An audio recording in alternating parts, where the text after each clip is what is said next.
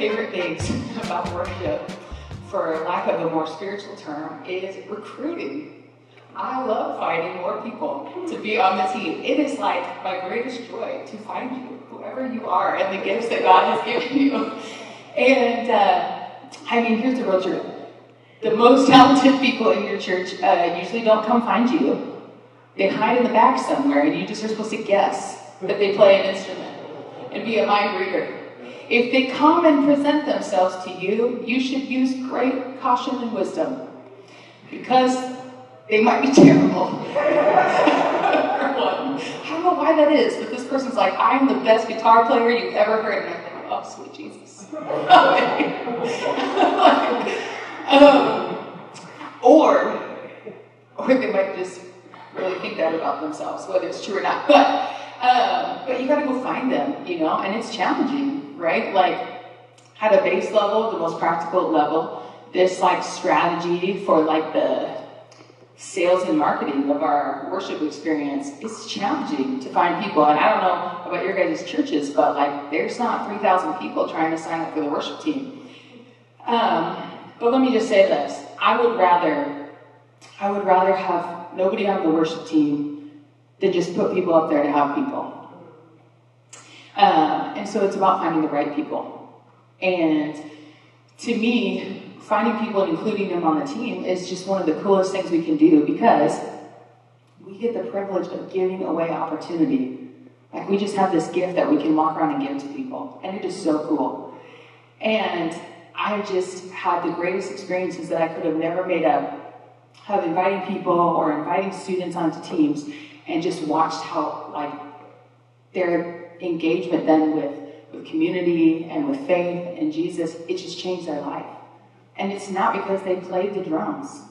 And it's not even because I invited them to join the team. It's because they really bought in, and it's a part of their faith journey. And so, to me, that's why I get so excited. It's just like, what a cool deal. You could invite somebody to be a part of something bigger than themselves, and it can change their life. And you just thought you were asking them to play on a Sunday, and they thought it was a jam session.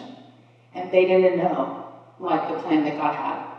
And so, now that you know recruiting is super spiritual, we're going to talk more about, I think the questions then I think over this. Who do I recruit? Where do I find these people? What if nobody's in my whole church seems to be musical? Sometimes you feel that way, Okay, here's the deal. I would just talk to anybody and everybody. Sometimes I joke that there are people who, are street musicians in Salem. They're like busking down there, right? They got their guitar case open and they're playing. And it really takes some restraint to not walk up and be like, my name is Kyla. Have you ever considered playing somewhere on a Sunday, perhaps? Do you know the Lord? We'll figure that out.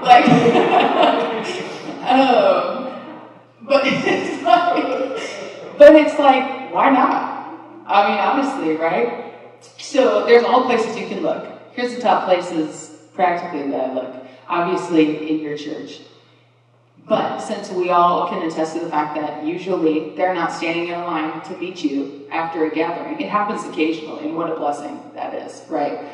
But since they're not just waiting in line for you, that means you have to talk to people in the lobby, like new people. And you have to talk to people, and there are some people that I have talked to about worship for years before they agree. Because that's not where they're at on their faith journey, is the truth. It's just not the place they're in. So you have to have patience with them, but also, not let them off the hook just because they're not there yet in their faith journey. You can be like, yes, but in your mind, you're like, I'm coming back in 3 months. Just keep going. Because then it can just be the coolest thing to watch. So you look there. Okay, students are a great place. A pipeline for your church is huge. And I'm not going to talk a ton about development because that's somebody else's gig. But I do think that a pipeline is super, super important. So if you have a bunch of students, like high school, middle school, that are learning instruments, this is what I tell them. And they look at me like they think I'm joking. I'm like, if you have a friend who plays an instrument, I do not care if they've ever been to church in their life. I don't care if they know Jesus. I don't care what they think about church, actually. You tell them they have a spot on this team at youth worship. And they're like, are you sure? I'm like, yes, I'm positive. Because it's not my job to save them, but it is my job to give them an opportunity to hear about Jesus. And what better way than to have them attending a youth gathering? Now, there's wisdom, and there's discretion in things like, for example, if there's somebody on your team, let's say these students that doesn't know Jesus, obviously you're not going to hand them the mic and ask them to pastor the congregation. That could be a very entertaining Bible story they share. Okay, what could even come out? It could be entertaining. Maybe you should try it, actually. It could be funny. So you can't do that. They're not going to disciple your team. You're not going to give them roles that they're not prepared for, but why couldn't they play bass? Because now they're going to keep coming because they want to play bass, and they have to sit there and listen to the sermon every single time. And they're going to want to come because it's a gig, because every musician likes a gig, and because their friends are there, right? So two biggest things, they love opportunity and they love community. And I would challenge you and say that adults are the same way. They love opportunity, they love community. Mm-hmm. And so if you can provide those things, what a cool thing. So I remember I had this, I was in the church by Northwest University.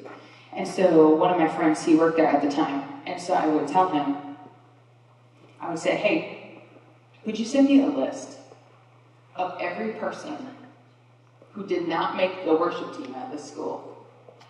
I want to know everybody who did make it. And I would call them all. Now, if you've ever heard of Northwest, you would know that their worship program is excellent. So even the people who were the B team were still good. So it was a safe risk. I'll give you that. But they all want an opportunity. Half of them had moved away from home, didn't have a local church. They had nowhere to be engaged. College is a super essential time to be connected to a faith community. Just because you're at a Christian school does not mean you're a Christian. And just because you're at a Christian school does not mean that you're going to be having a deep relationship with Jesus that keeps growing. So it's equally as important as if they were at a secular college, in my opinion. So I was thinking, I said, call them all. And I would have people start coming to visit the church. And I would tell them this. I'd say, if you want to come play, there's space for you. But if you're looking for a home church, I want to be clear what I'm saying. I'm not offering you a gig that you attend sometimes. I'm offering you an opportunity to grow, to use your gifts for Jesus, but you have to become part of the faith community and be growing in your walk with Jesus. So there's a standard, but there's opportunity. And I would get emails from some of them, and I was like, wow, who even knew that this cold call would be so life-changing? And they'd be like, thank you for inviting me to play the drums, because now I found all these friends who are basically trying to live life for Jesus like I am. And it's changed my life. I have a community, I have greater faith. How cool is that? And I thought they were just drummers. But I'm not God, and I don't have that cool of a plan. So it's just really cool. So you have to have a standard, obviously, when you're recruiting. We let people know, here's what we expect of you. We expect that you're on time. We expect that you're prepared. We expect that you are respectful to each other on the team. If you have drama with somebody off the team, it does not come up here. You got to set it aside. We expect that you're growing in your faith journey with Jesus.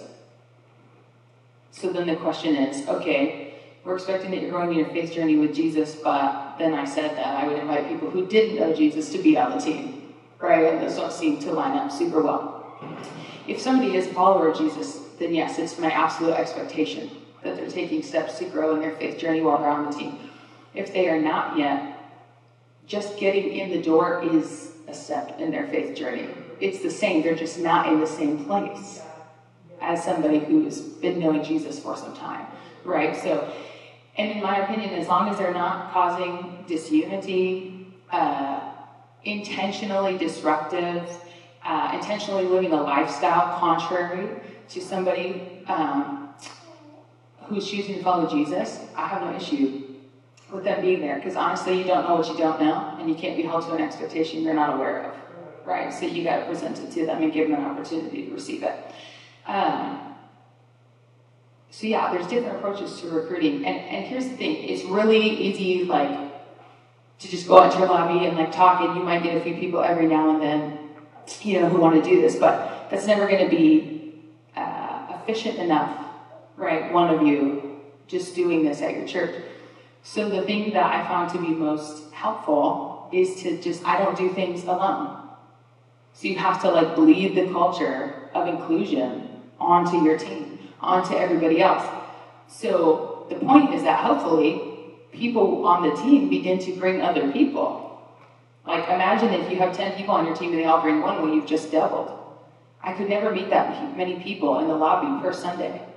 Like there's too many people and you're trying to talk. Even doesn't matter the size of your church, you know that there's always the one person that talks to you and you're like, I need a safe word to like get some help. So like I'm never getting out of this combo. So you just can't, like you practically can't talk to everybody. So I bring people with me all the time. I want them to watch me talking to people and inviting them and learning about them, you know. Also, I'm just going to level with you, it's safer to have a second person because my worst minister skill in the entire world is names. Horrendous. And it is a bad deficit to have as a worship pastor. Okay, because it seems really offensive. Like if you forget someone's name and you can't ask after twice, it's just awkward. So, just random tip, has nothing to do with worship. You just bring someone with you and you introduce them. Because then that person's like, oh, I'm Debbie. And you're like, oh, thank God, their name is Debbie. Like, that tip is just a free random one. So bring them with you. But in all honesty, like it's really great because then you have people watching you. And I don't know about you guys, but no one ever told me how to recruit people for my teams. No one ever like sat down and was like, here are the 3 steps to getting people to join a worship team. I watched them do it. I'm really lucky because the greatest recruiter I'm convinced on planet Earth is my dad. And I got to watch him my whole life doing this. I mean, he will literally talk to anybody. There's no stranger in the world to him. He met you 2 minutes ago. He'll introduce you as his great friend. I'm like, okay, we just met Tom 2 seconds ago. He's our great friend. But like, seriously, it's just like, why, like, you just watch people. So bring someone with you in everything, always in everything. The second thing is this, you can provide them with an opportunity, you can provide them with a community, but in all honesty, you have to cast some kind of vision. Like, people want to be a part of something. They want to be a part of something exciting. How exciting is it if you're like, well, here's the deal. We just actually have nobody who drums. And that's why we want you to play. Isn't that compelling? Come drum, because without you, we're just this organ lady over here. Like, that's not exciting. Like, there are people who will see the holes and they'll feel compelled. They will. Because they've been around long enough, or they'll feel like, oh my gosh, I could offer this, right? But that's not everybody. They want to be a part of something exciting. So like, when he's talking about like vision statements and things, that's huge. You got to have like, what are we doing? Why are we doing it? Why does it matter for you to be a part of it? Not like a pitch, like some weird generic thing. Why does it matter for this person specifically? Like, know them enough to know something, to personalize the vision for them. Because when they can really grasp it, then they're like, okay, I get it. And then they also become bringers. So now you've brought somebody who brings people because they buy into the vision, they're excited about it.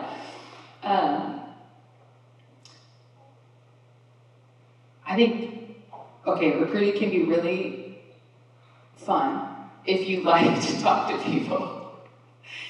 But it can be really scary if you are a quieter person, or more, like if talking to people, like, is more depleting than it is energizing, right? And we have many different personalities. And let's be real, just because you are on a worship team on a stage does not mean that you're an outgoing person. That's like a huge, like, misunderstanding. So it could also sound terrifying to you to go start talking to people in the lobby or making cold calls or doing different things because you're like, oh my gosh, I have to go talk to 100 strangers. And to you, they're not your great friend that fast. Like, that you've met strangers. And that's okay. I would encourage you to one step out in faith anyway. Just give it a go. Let me tell you the worst thing that's going to happen. They're going to say no. And the best part about that is they weren't on your team anyway. So you didn't lose anything. So literally, recruiting for your team is the only area that I can think of that you can only go up. There's no down. It can't get worse. This is great news. It can be awkward, sure. Like, you could say something weird. I mix up my words all the time, and just weird words that aren't even English come out, and you're like, I don't know, I'm sorry. Join the team anyway. But you can only go up. So, like, be brave anyway. Just try it. The worst thing that's going to happen is they say no, and you're just like, okay, well, you weren't on it anyway. Or another option is you find a more outgoing counterpart. You find a partner. Partners are really helpful. Partners that have different skills than you. On our team, how our staff structure works, I do have a partner in my same department. And we have very different skills. Like, we both lead worship and do things like that, but he's super techie. And let me just tell you, if I was put in charge of more than just turning it on, church would sound horrendous. Like, I do not know. Like, I learned on an analog board, and now it's digital. Confusing. So, like, there's all this stuff that, like, I don't know. And you don't want me to do those things, but he's so good at it, so it's awesome, right? And likewise, the older I get, the more I become in my ministry ways like my dad, which is a great thing because he'll talk to anybody. And so I'm just like, when the worst thing that can happen is they say no, there's really not bad, so you just keep talking and you just hope for the best. But finding a partner, it seriously is really helpful. Find somebody who's different than your personality. Don't feel weird about it or bad about it. Like, I don't have this skill. Who cares? We're supposed to complement each other. We're supposed to help each other. We're a worship team. Like, you're not just the one person doing it all. And if you are, that's really hard. Don't do that. Like, try to find somebody. That's so much to carry, on your own. And doing that, what a responsibility. So find a counterpart or just go for it. Like, there's really no downside to asking somebody to be a part of the team. And you just have no idea what that's going to do in their life. The second they find community, they find friends. I feel like people, when they have something to do in a church, they become more consistent in attendance because they feel like they have purpose. And when they have purpose, they keep coming. And when they keep coming, they keep hearing about Jesus. And when they keep hearing about Jesus, they're way more likely to stick with a life with Jesus. And that's what it's really all about. It's not really about building a big worship team or building any of those things. I really could care less the size of the team because of the number. I care because the number on the team represents people who are engaging in that part of their faith journey.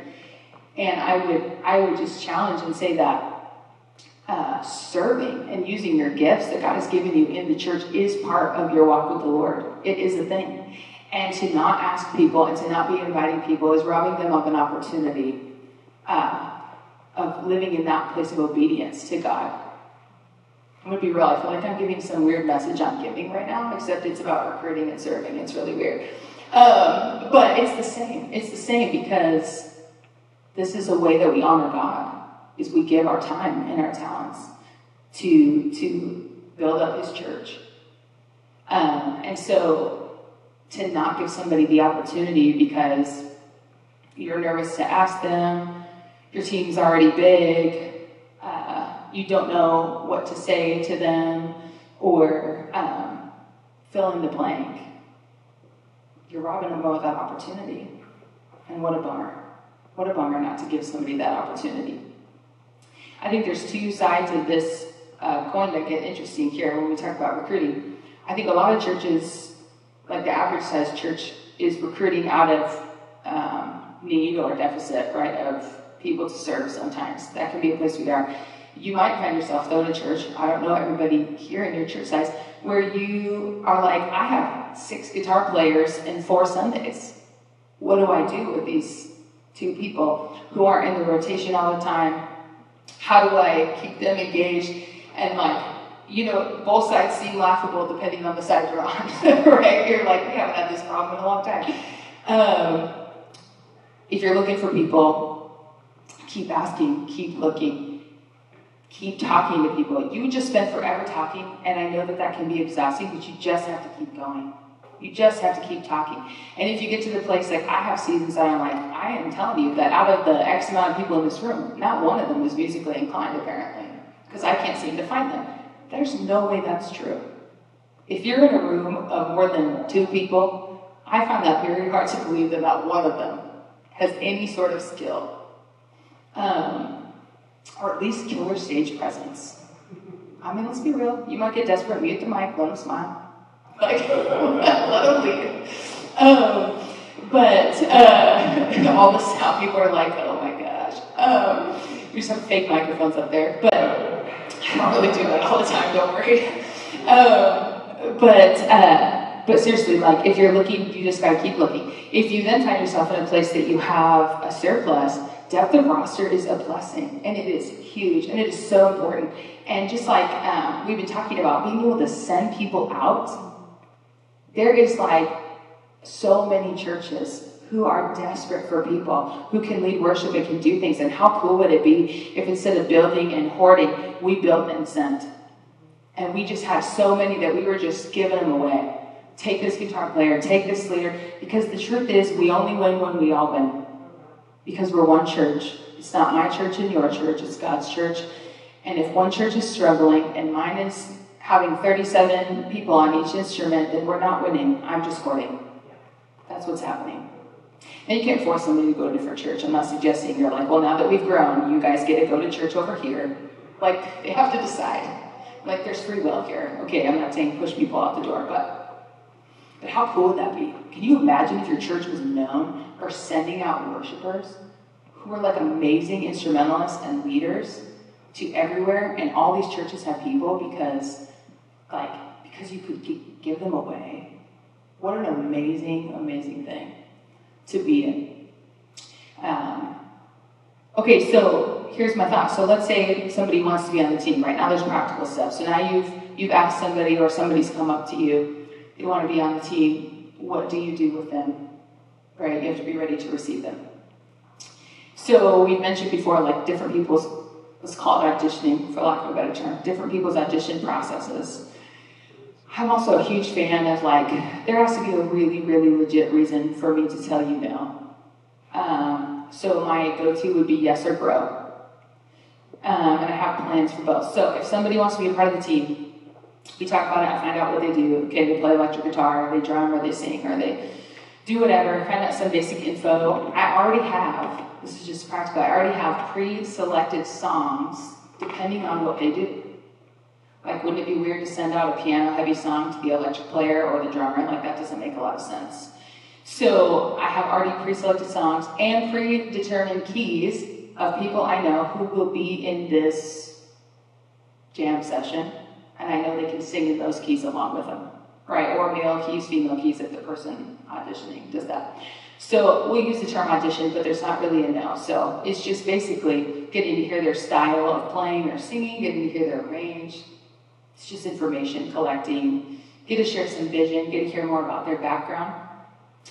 So if they come and they sing or play or do whatever they do for you and say yes, then basically we just have a conversation, and I already have like a funnel and a pipeline that then we put them into, right? We talk about, some people will tell you, I want to serve as much as you want me. Do not agree to that. That's crazy. People get so excited, and then they serve 4 times a month, and it lasts for like maybe 6 months, and they burned out. So even if they're excited, don't agree to that. That's craziness. Agree to it once or twice, tops, and let them sit, because it's really important to sit.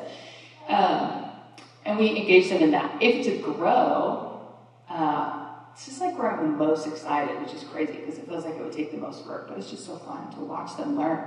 So if it's a grow, have myself and some other members of the team who basically act as like coaches and begin to give them resources that they can use on their own to practice at home. We have midweek rehearsals, and one of the reasons for that is so I can bring people into a place that's safe for them to try things. A Sunday morning is hectic to have somebody who doesn't know what they're doing, because you have to fulfill at the end of this rehearsal, right? We have to have a gathering, and the gathering is supposed to not be distracting.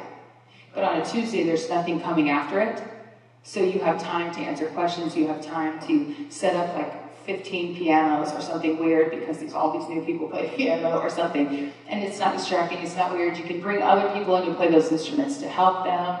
Super helpful time. So I use midweek rehearsals. If you don't have those, other opportunities would be if you have other gatherings during the week any other opportunity to bring them into a team that's less pressure, more low-key.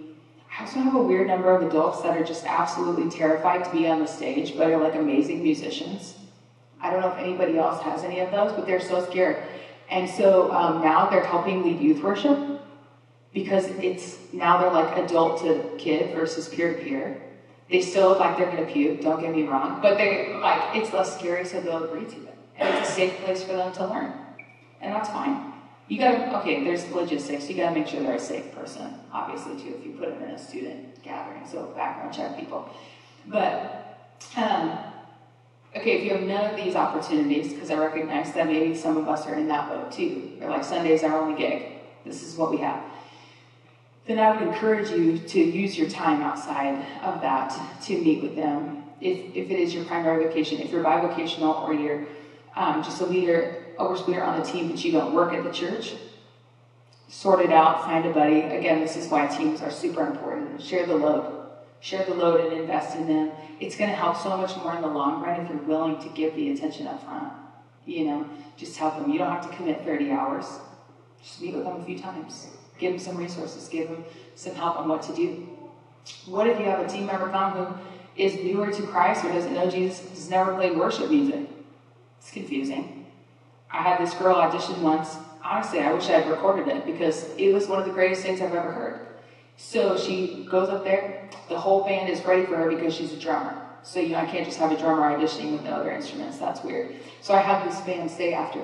They begin to start the song, and she busts in to a swing beat. She's playing jazz in the middle of this worship song. And the whole band is like, what's up with this girl? I'm almost crying because it's so funny because it occurs to me at that moment that she's only played in a jazz band. She has no idea what worship style music is.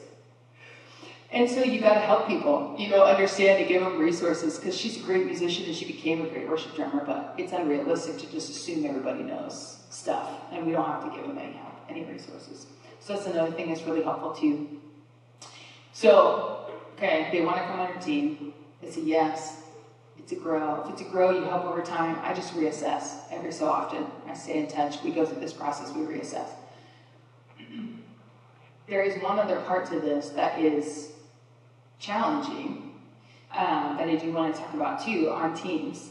It's all fun and games when everybody's in, when everybody's living this great life for Jesus, when worship team is thriving, when the congregation is just amped and everybody's in. What about if you have to ask a volunteer to step back? Super uncomfortable, super big bummer, right? When things like that happen. But again, to me, short of some insane scenario, it doesn't mean that they are never on the team again. And it doesn't mean that I address whatever's going on as if no one else in the world has ever had an issue and then just let them go, right? And hope you figure it out with Jesus. So this is the part that can be really challenging is when you have teams like that. So I don't really like the term people say you hire and fire volunteers. I don't really think there's such a thing as firing. I think it's just what do you do with it? So I think it has a ton to do with the heart, right? I've had individuals that I've had to talk to. One person, it was really more of a heart issue, but it was coming out in the way she decided to dress herself on the worship team, which is interesting. And we don't have a strict dress code, but being distracting is challenging. So we just had to have a talk and say, hey, look, here's the deal. Things we agreed to as a team that you know up front is we dress to not be a distraction because we're here to worship Jesus and to do this. And if you're willing to comply to that and just change what you're wearing when you come here, no problem. Problem solved. We move on. I'm not going to dictate what you wear in your personal time or your free time, but in this 1 hour that you're here, this is what we ask. She then decided that she could not do that, actually. And it became this enormous scenario, which is kind of crazy because I was just wear different pants. It really didn't feel like a big deal.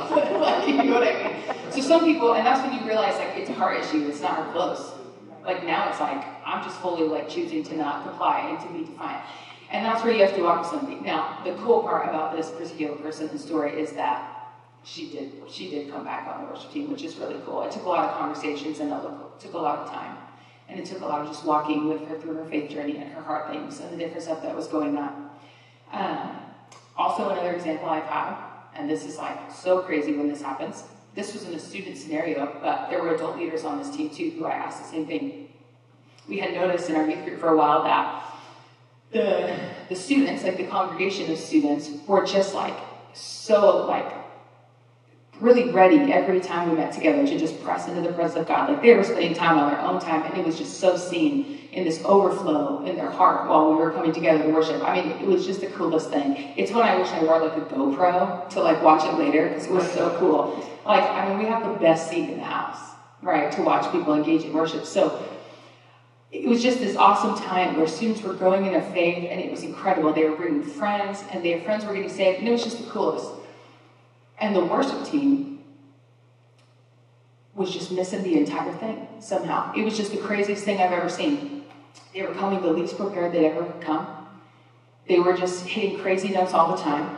They were so distracted. They were not engaging in worship. And they were really a distraction in the gathering because of their lack of preparedness and engagement. And so the youth pastor and I talked about it because it had been many weeks like this. And we decided that what we were going to do is we were just going to ask them for the next month to just attend. And the whole worship team was not actually going to be on the worship team for a short period of time, adults included. And there was just like 2 of us that led in youth. And let me just tell you, that youth group was like the jumpy kind. So to go from that kind of worship to like an acoustic guitar was so weird. But I just care so much more about the long run of those team members. What a disservice to let them keep going and miss it. What a disservice to let them have the opportunity to play, but miss the opportunity to grow in their walk with Jesus. So they all just attended, and we just began to talk to them and let them attend and let them just participate in gatherings and worship and encourage them to be spending time with Jesus on their own and what that could look like and offering some resources. And then I'll never forget the first time we were all back on the team again together. We were praying together before the gathering, and this person looks at me, and he was one of the adults, leaders that helped. And he says, "This is so crazy. Everybody's so engaged in worship out there. Like God is really moving in the students, and he's so excited." And I was like, I know. It's actually been happening for months. And they're not the ones that missed it.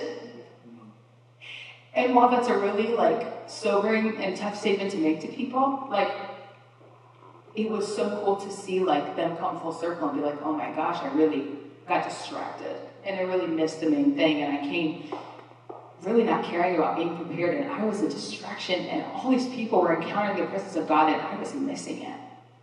Like, and that's a bummer, and I didn't want them to stay there. So I think to me, there's like, okay, you have to have hard conversations, but if you're willing to just get in that with people and have that moment, they'll come out so much stronger on the other side, so much better than if you left them there or just like, or like, well, they're not agreeing to change this, so like, also it's not a 3 strikes and you're out to me either. Like everybody in the world makes mistakes, and everybody needs grace. And so I would hope that we are willing to extend it. And there are boundaries and parameters, and there are scenarios that don't fit into this, and I'll acknowledge that. But most of the time, it's not like a just lost cause situation. It's just you have to be willing to have the awkward conversation with somebody or somebody's, if it's your whole team. I'm just going to be real. That's a weirder conversation than one person, to ask a whole team to sit down and try to explain to them why, and pray that they hear it. Because if they've been missing it the whole time, they may not actually hear your heart in that conversation.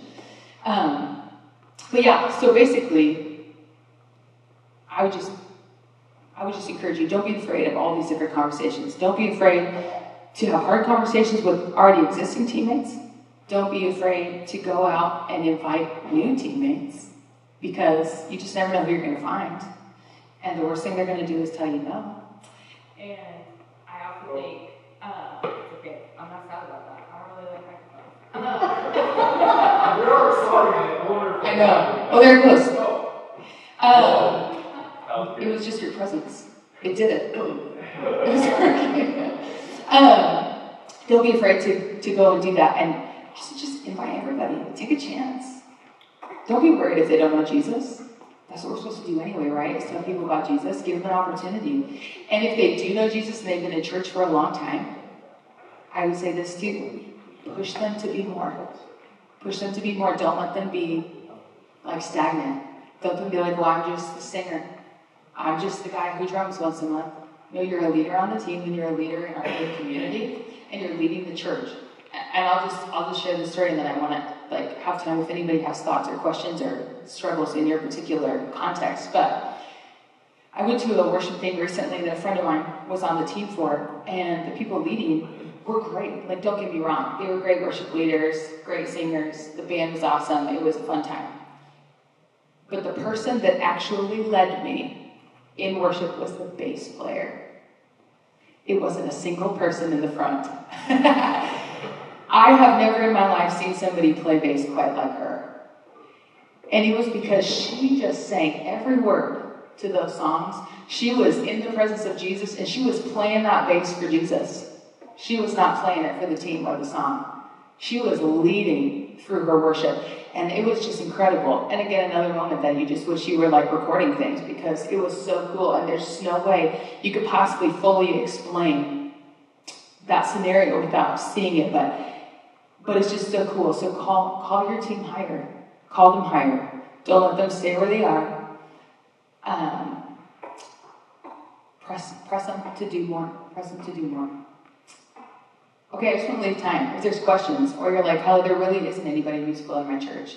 Or you're telling me to include everybody when they audition, but what if they're tone deaf? Or, I don't know, there's all these hard questions. Anybody have questions? I got a question. Yeah. I was wondering, so I know your background, your experience, we work together at PCA, you serve in larger church environments, and, the need to fill out that funnel is it's a lot of work, right? And on top of that, in larger church environments, there's also high logistical standards. And I hate to use this word, but I think there's some truth to it, just the performative aspect of it, requiring high levels of skill. With higher requirements for skill in your musicianship, I know that this is going to be a controversial question. Is the conversation about pay and compensation as it relates to a service opportunity? How do you navigate those conversations with teammates when they come up? Like if they asked about getting pay? Yeah. Either at the front end or even midway through there. I know that that's a common thing that can happen as well, but that question comes up maybe after a time, maybe they've either been burnt out or they're kind of feeling resentment. Another hard conversation, I'm sure. I know that funding is always available, and there's also other volunteers, right? So you pay everybody or not, right? And so, how do you, balance that ethic along with those conversations and everything else? Yeah. Yes, there is that standard that sometimes, we have in church, and I'll be honest with you, I think churches should be the best at music. I think we should be the best. Not because we want to be superstars, but because we should be giving our absolute best for Jesus. So we should be the best we can be, and I hope we lead in creativity, and I hope we lead in excellence, right? Because God is worthy of that. He's worthy of our time and our attention in that detail. However, the heart behind it is the biggest issue to me. It's not so much if people are making money or not making money. I never go into inviting people and even hinting that they might receive compensation. I'll say that. We do not currently pay anyone on the team at the church that I serve at, who serves on a weekly basis, consistently. I don't ever want that to be an expectation. And to be super honest, it's even hard for me to know that it's my job sometimes. And to lead worship knowing that. Because because I always want to worship God and do it, and not ever come in on a single day because it's my job. And I either have to fulfill or I'm getting paid. That would be just like the worst day to me if I came in that way. What a bummer. And so I certainly don't want somebody else on the team to ever get put in that hard place. However, I do think there are times that it can be nice to just thank people for their time. So, if like our drummers, we had a weird season where they were like all on paternity leave. It was like the craziest thing. Some worked at the church and some don't. Like one is the youth pastor. That's why he works at the church. He's not hired to be a drummer. But he's a youth pastor, and the other ones, they were all having kids. It was crazy. Like there's so many worship babies at our church. It's like in like 15 years, we're going to have this awesome baby band. There's just so many kids. But right now, he's got to go and take care of his child and his wife. And so we were in a pinch, and I was like, man, what are we going to do? Because, consistency is something that's valuable in a gathering, and so we needed a drummer. So I did reach out to a friend of mine, and I said, hey, do you have anybody who'd be willing to help us out for a Sunday or two? That would be really great. The coolest part was, I thanked them, and they were shocked. Like, they came to 2 rehearsals in the week, 2 Sundays. That is many hours of time between all the, like we have 2 gatherings, each Sunday. So they probably gave me 10 hours of time, and they were going to give it to me for free. So don't ever underestimate what people are willing to do. However, I'm a huge fan of appreciation, so I did send them a thank you because I think it's nice to honor their time. He does not go to our church. That church was willing to help us, and I want to honor that. I think that's just kind. I'm not saying you have to do that. He certainly didn't expect it. I just thought it was a nice gesture to thank him and honor him for what he was willing to do, because it was above and beyond. Usually I don't have a ton of people ask me to pay them. The only time that might come up and get sticky is when you have events. I don't know about you guys, but sometimes you bring in guests, and so you might have a guest worship leader or a guest whatever, and usually I just tell them wherever we're at up front. Sometimes I'm in a place that I'm able to thank somebody, and I love to do that if I can, because they're just doing like this awesome favor, like I said, above and beyond. And it's not ever a ton. I'm not from a huge church, so, but then sometimes I make calls to friends one year, and I just leveled with them. I said, here's the deal. You're not going to lose money if you're willing to come and help me fulfill this vision, but you're not going to make money either. Are you in? I just had that real conversation, here's the deal, here's the vision, here's what I'm trying to do and what our heart is. If I just make sure that, you don't lose money, are you up for it? And everybody was in. I think if you can have real vision and you can level with people and be honest with them, they're more willing. And if somebody really pushes you, that's such a bigger issue than if you're willing to give them $30 to $100 or whatever your church thinks is reasonable to drum. That feels crazy for a Sunday, but if you do that, that's so cool. And you probably have a lot of drummers because they need gas money. Or whatever. But yeah, it hasn't been a huge controversy, and I always feel like when it is, I'm willing to have the conversation even when it's awkward, because it's a hard thing. It's not and again, just because it's the church doesn't mean everybody should give you everything for free. I'll be clear, I don't think that either. Can you imagine if your friend is a hairstylist and you're like, well, I'm your friend though, and I'm from the church. Aren't you going to cut my hair for free? No, that's their profession. So, you know what I mean? There's a line there. But you gotta use wisdom in balancing that. I don't know if that answers the question. I just want to say, you mentioned giving notes of appreciation, not related with pain or anything, but, being on the receiving end of that sometimes is so encouraging. I think that's a great idea. And I was going to also mention, you talked about having people on the team that aren't necessarily developed in their skills, and kind of what you watch for when they may be discouraged after they get some wrong notes or something, and you have to kind of encourage them. Don't worry about it, you can do your best. I don't know about you, since you're saying you've received notes before, but for me, I remember the first time somebody on the worship team that I looked up to sent me a card. I got some real deal snail mail from them. And there was a note inside, and there was this Christmas ornament. And it was so impactful. I have that ornament today, and I was 13 years old when I got that card. So it really makes a huge difference. I agree. Words carry a lot of weight, and encouragement matters. And encouragement matters more than money. It does. People want to be a part of something more than they want to get paid.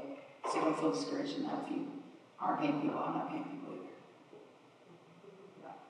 Yeah. How do you navigate, like when you're on the team for meeting and then maybe people who are older or wiser? How do you navigate as that leader in that like position, especially if they're maybe butting heads on like their teams versus your experience? Could you repeat the question? She's asking if you are leading a team, but you are younger than some of the team members, and maybe even some of the team members have more experience than you. How do you navigate that in general, and how do you navigate that maybe in a moment of disagreement? Is that what you're saying? I'm just barely now getting to be the middle of the team in age. It's kind of a fun place to be. I'm not the baby of the team anymore, but I'm not the veteran either.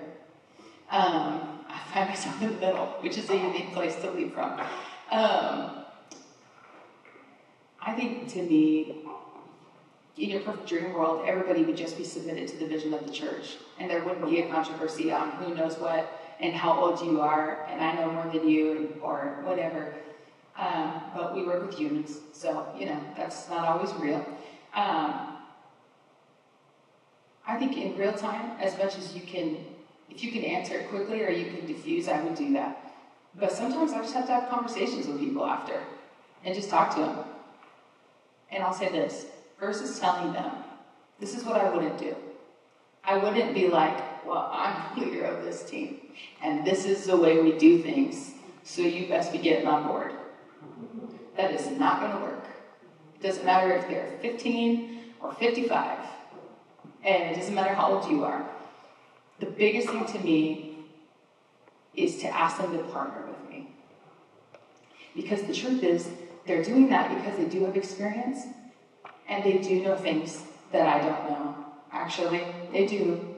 And I hope to always be in a place that I'm willing to admit that and acknowledge that. And they do have other skills I don't have.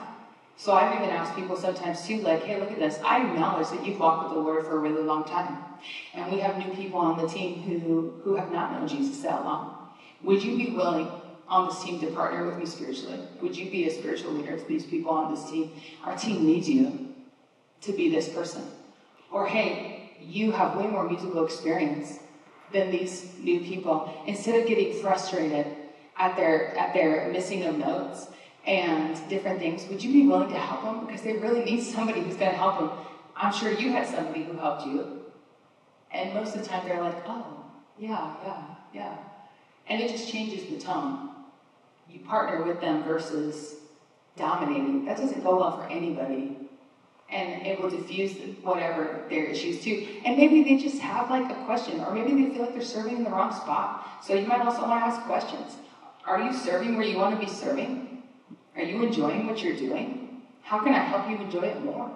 Because maybe they're just grumpy because actually they don't like to drum and they want to play acoustic guitar. And you have no idea, and you just keep putting them on the drums, and now they're grumpy drummers.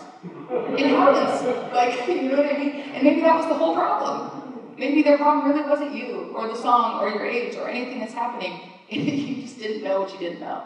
And it came out in a conflict. I don't know if that answers. Yeah. I was just going to mention that in my experience, it's two things. One was putting masks in your room. Totally. It sounds silly, but like, us figures will change for you, right?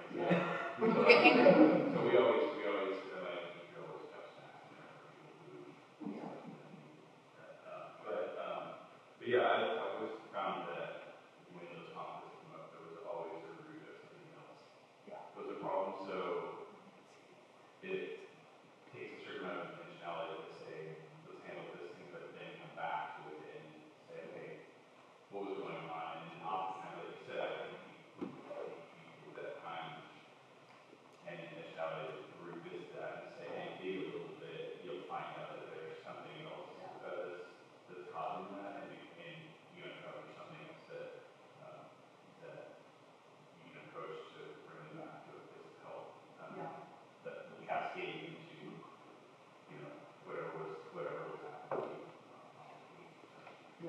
agree. I would ask a lot of questions more than make assumptions. Don't assume you know why somebody is doing and saying what they're doing. Ask questions.